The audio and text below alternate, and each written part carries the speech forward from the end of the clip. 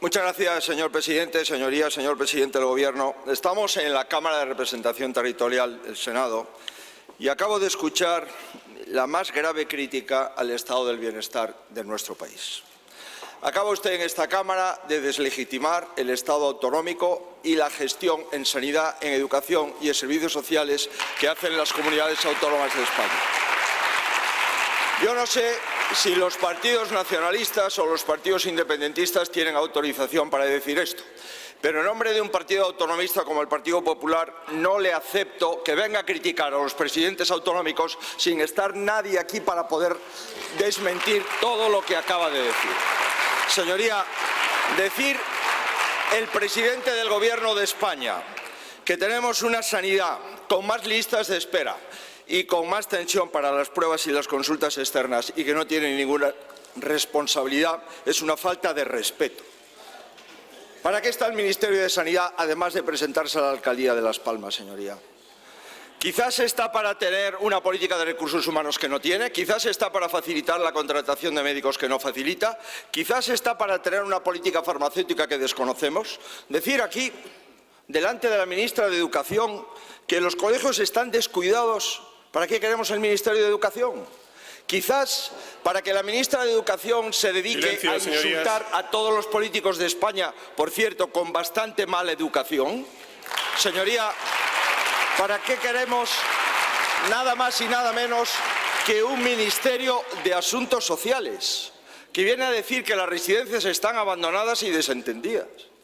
Oiga, pero si ni siquiera cumple lo que corresponde en la ley de dependencia, si no le transfieren el 50% del presupuesto de dependencia a las comunidades autónomas.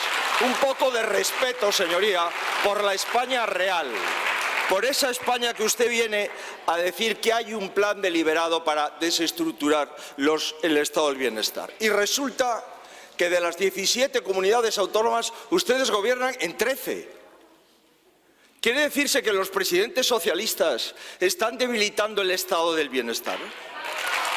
Señoría, es algo absolutamente sorprendente. Señoría, dice usted que queremos bajar los impuestos, que la derecha neoliberal, y resulta que cuando vamos a las comunidades autónomas bajan los impuestos el Partido Socialista en Castilla-La Mancha, el Partido Socialista en Aragón, el Partido Socialista en Euskadi, el Partido Socialista en Cantabria. ¿Pero esto qué broma es? Mire, señoría, su discurso rezuma populismo. Menos mal que España ya no le cree. Pero yo vengo aquí a defender el Estado autonómico, señoría. Un poco de respeto por el Estado autonómico de su país. La segunda cuestión que usted nos ha traducido hoy es hacer la rueda de prensa que le correspondería a la vicepresidenta segunda, que es anunciar el incremento del salario mínimo. Lo siento, vicepresidenta, pero se ha quedado usted sin rueda de prensa. En todo caso, lo cierto, señorías, es que todo lo que hemos escuchado es una tensión entre su realidad, la realidad del Gobierno, y la realidad de todos los españoles. Toda la trayectoria de este Gobierno se apoya en lo que podríamos llamar 3 mitos del sanchismo. El primero, inquebrantables valores y respeto a la palabra dada. El segundo, una inusitada capacidad de gestión. Todos los servicios públicos es culpa de las comunidades autónomas. Y lo tercero, el enorme prestigio internacional de su presidente. Me refiero muy brevemente a ellos. Mire, si algo define la mitología sanchista son sus férreos compromisos. Veamos.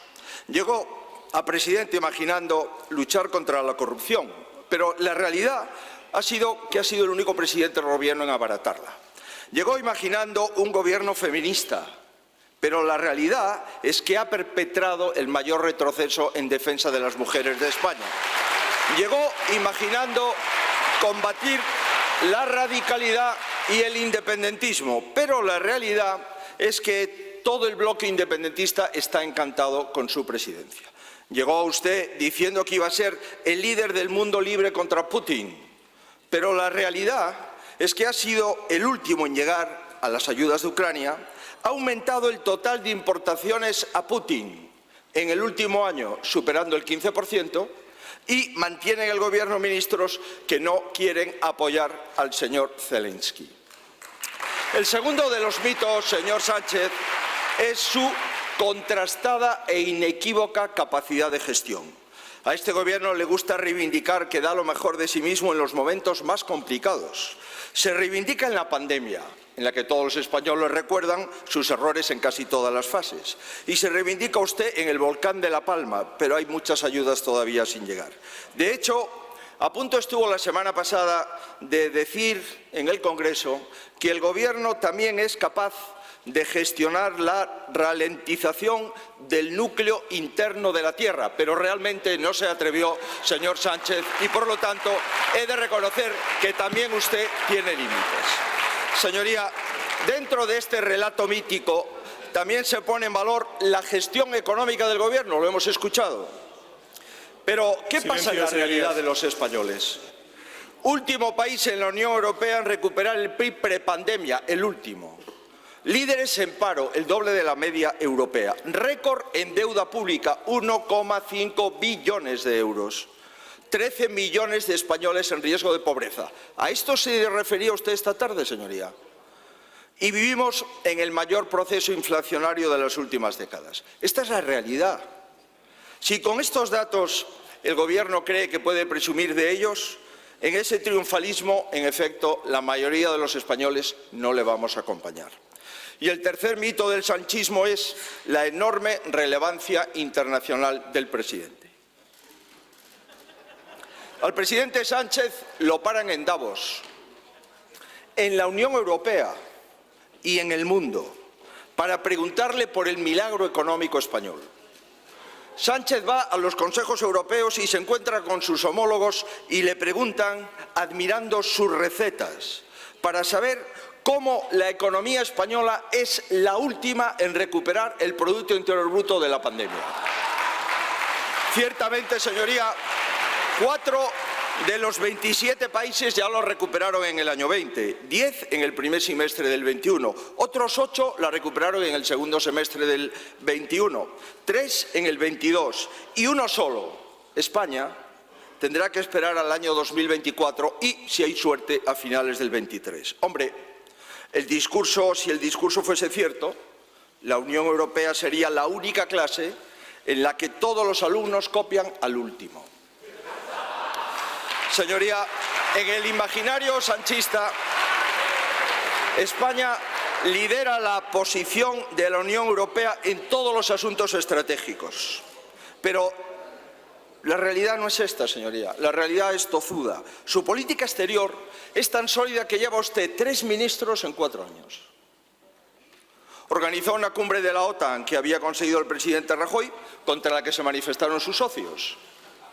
Y sobre Marruecos, presidente, no voy a profundizar, para no ponerle nervioso. Empezó no haciendo a Rabat el primer viaje oficial y acabó dando un bandazo de nuestra posición sobre el Sáhara Occidental que todavía no ha aclarado a los españoles. Fruto de eso ha sido incapaz de mantener el tratado de amistad con Argelia y ha acabado votando en la Eurocámara en contra de la libertad de expresión. ¿Quién vería al Partido Socialista votando en contra de la libertad de expresión? Y mañana se va a ir a Marruecos con la mitad de su gobierno ausente. De verdad, yo no soy capaz de ver el beneficio para España en su política con Marruecos. Usted sabrá, y la historia, a usted que le preocupa, le juzgará. En materia de fondo, señoría, llevamos varios hitos incumplidos. En los PERTE solo está convocado el 30% y resuelto el 13,7%. Datos del Ministerio de Hacienda de 22 de diciembre.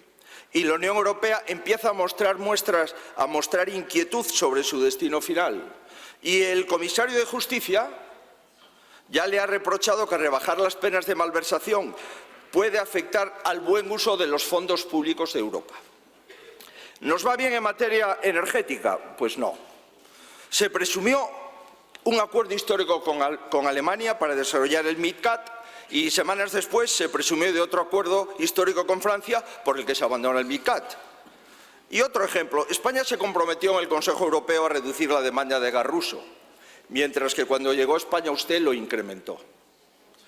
Por no conseguir ni ha conseguido para España ninguna de las agencias europeas. Tampoco la Agencia del Medicamento para Barcelona. Y no ha conseguido colocar a ningún ministro en puestos clave. Y mire que la señora Calviño podría ser la presidenta del Eurogrupo. Y, ¿por qué no?, la señora González Laya, la Organización Mundial del Comercio. O, ¿por qué no?, el señor Pedro Duque en la Agencia Espacial. Oiga, y eso que la verdad es que al sanchismo es muy sensible con esto. Porque si hay algo que realmente le interesa al sanchismo es colocar afines en todas las instituciones. Señoría,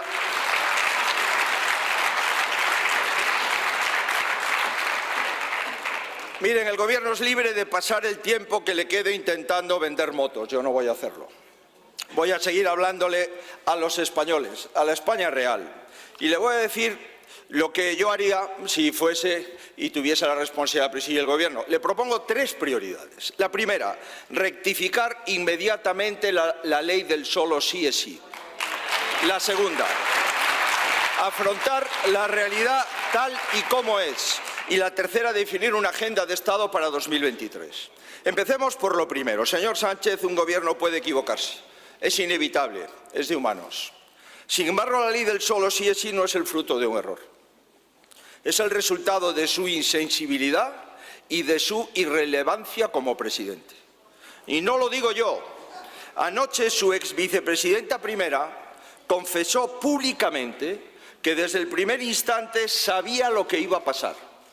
Le dijo a todos los españoles en una radio que tanto ella como el ministro de Justicia había advertido de las consecuencias de la ley del solo sí es sí. Y pese a todo ello, dejaron hacer, ¿para qué? Para que usted mantenga la coalición. Le quiero preguntar directamente, señor presidente, ¿qué clase de feminismo justifica, según usted, haber rebajado las penas a centenares de agresores sexuales a sabiendas? ¿Qué tiene que decirle a todas las mujeres que han sido revictimizadas por su decisión? ¿Cuánto más va a tardar en modificar la ley? ¿Va a seguir permitiendo que su gobierno insulte a expertos juristas, a jueces, a partidos políticos, a medios de comunicación, es decir, a todos los que se lo hemos advertido? Y lo más importante, ¿cuándo va a disculparse? Mire usted, señoría, usted ayer otro exministro le ha aclarado a todos los españoles que está usted muy preocupado de cómo va a pasar a la historia. Pues todos los gobiernos de España, todos sin excepción, han supuesto avances para la mujer. Usted y todo su gobierno pasará a la historia por ser el primero que dio un paso atrás en la justa lucha del feminismo clásico de España. Señoría, usted no pensó en las mujeres ni cuando aprobó la ley ni cuando ha decidido, parece ser, corregirla. La aprobó a sabiendas de que era perjudicial para ellas. ¿Por qué? Porque antepuso su coalición electoral. Y rectificará ahora, ¿por qué? Porque antepone sus intereses electorales. No da marcha atrás por decencia, solo lo hace por miedo. No le preocupa tanto el daño causado a las mujeres como las encuestas. Ya solo le pedimos una cosa, ahorre a los españoles sus discusiones públicas y no le eche la culpa a una sola ministra. Eso no es de un presidente responsable, señoría. Cambien la ley, háganlo lo más rápido posible, cuenten con el Partido Popular si lo necesitan y asuman responsabilidades, señoría. Le decía que hay muchas familias que le cuesta a Dios y ayuda a llegar a fin de mes, hacer la compra, pagar la gasolina, ahora sin ayudas, afrontar la subida de las hipotecas, los recibos, la luz y pagar más impuestos que nunca. ¿O es que acaso los impuestos lo pagan los políticos? Es que cuando en un país se recaudan 40.000 millones de euros más, no significa que le estamos pidiendo un esfuerzo a los ciudadanos de este país. Y ahora dice usted que todo va bien. Mire, es una muestra más de insensibilidad. Mire, tenemos modelos distintos. Usted quiere seguir batiendo récords en recaudación. Yo quiero bajar el IVA de la carne, del pescado y de la conserva. Usted quiere, señoría, mirar para otro lado con las familias perdiendo poder adquisitivo y viene a dar aquí una clase de pérdida de poder adquisitivo. Si lo primero que le hemos propuesto fue rebajar el impuesto de la renta a las rentas medias y bajas, señoría. Lo primero que ha hecho usted es subirlo porque suben los convenios y subiendo los convenios, manteniendo la tarifa, se paga más impuesto de la renta. Y Sánchez quiere usted seguir subiendo los impuestos e insultar a los empresarios. Allá usted. La señora Belarra el otro día insultó gravemente a un distribuidor de alimentos y el señor Planas la corrigió. Y yo digo, ¿y por qué el señor Planas tiene que corregir a la señora Belarra si el primero que insulta a los empresarios es usted? No lo entiendo realmente. Señoría, usted sigue teniendo el gobierno más caro, más amplio y más ineficiente de la democracia, allá usted, y usted sigue poniendo parches. Yo quiero que se apruebe un pacto de rentas en mi país. Por cierto, el que usted prometió en marzo del año pasado. Cuenta con mi apoyo para subir el salario mínimo. Lo contó el pasado año y vuelve a contarlo en este, aunque usted se empeñe en negarlo. Pero le pido más. Haga algo también para que el resto de las clases bajas y la clase media recupere el poder adquisitivo. Es su obligación. Un salario mínimo, un incremento del salario mínimo dentro de un pacto de rentas para todos los trabajadores en España. Es su obligación, señoría. Y la tercera prioridad y última, le propongo comenzar de inmediato a definir una agenda de Estado. Guerra de Ucrania y presunto atentado terrorista. Ofrezca la información a la oposición de las negociaciones que está llevando con sus socios, convoque, ministro, hágame caso, el pacto antiyihadista y lleve los planes de ayuda a Ucrania al Congreso de los Diputados. Los españoles tenemos derecho a saber qué vamos a enviar a Ucrania, cuál es el impacto de nuestro presupuesto, tanto en defensa como en el presupuesto del Estado. ¿Serán los carros de combate? ¿Habrá aviones? ¿Habrá más dotación armamentística? ¿Cuáles son las consecuencias que afrontamos con esta decisión?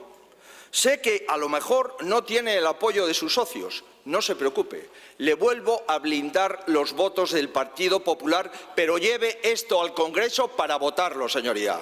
Si España está participando en un conflicto, es necesario que en el Congreso se vote. Y lo segundo que vengo a pedirle, y finalizo, gracias, presidente, es información sobre la presidencia de turno de la Unión Europea. Es el único gobierno de la historia de nuestro país que no ha informado ni pactado nada en relación a este asunto con la oposición. Y debemos de conocer cuál es el programa de gobierno, cuáles son los objetivos comunes que defiende España en la presidencia y cuándo y qué debemos de trabajar en equipo. La presidencia de turno es algo más que la gira de despedida internacional del presidente Sánchez. Y será un bonito colofón a su paso por la Moncloa, pero lo que queremos es que sea algo más. Lo que queremos es que sea una cuestión de Estado, señor Sánchez. Termino. Muchos de los problemas de coordinación y de información y de respeto a la oposición se solucionarían si se implantase los contenidos del Plan de Regeneración Democrática que presenté hace una semana en Cádiz. Como siempre, el Gobierno y su grupo se apresura a insultar las 60 medidas antes de leerlas. No les servía ni una, pese a que algunas las defendió el actual presidente del Gobierno cuando era candidato a la presidencia del Gobierno. En este documento está mi forma de entender la política y le pido, si todavía no ha tocado fondo, que aplique al menos alguna para entender las 3 prioridades que le he relatado en mi intervención. Espero, señor presidente, y le vuelvo a agradecer su comparecencia, que en el segundo turno me traslade usted algunas opiniones sobre las 3 propuestas que acabo de referir. Muchas gracias, señor presidente. Muchas gracias, señoría.